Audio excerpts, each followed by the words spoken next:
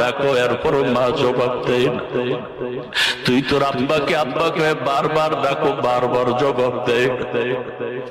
ওরে বান্দা, তুই এতবার পাক হয়ে ডাকছো, তুই এতবার আব্বাকে আব্বা কয়ে ডাকছো, তোর মা মাঝে মাঝে সাড়া দেয়, কিন্তু তুই যা চাও তোর মন মতো সব সময় দিতে পারেন। এই এতগুলো ডাকের মধ্যে তুই পাও না আর এর মধ্যে যদি একবার আমি আল্লাহকে ডাক দিতি, ওরে বান্দা তুই যদি একবার অন্তর ভরে জিহ্বাটা নাড়ায় আল্লাহ বলে ডাক দিতি, আমি আল্লাহ তোর মায়ের গর্ভে কত দয়া করেছি তুই জানো না রে বাবা। আমি আল্লাহ দুনিয়াতে আসার পরে তোর কত দয়া করেছি। ওরে বান্দা, তুই এমন কেন নিষ্ঠুর হয়েছ?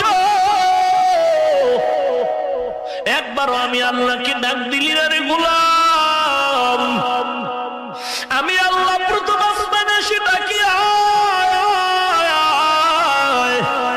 অন্যায় করেছ, গুনাহ করেছ, আমি আল্লাহর মতো গফফার কেউ নাই।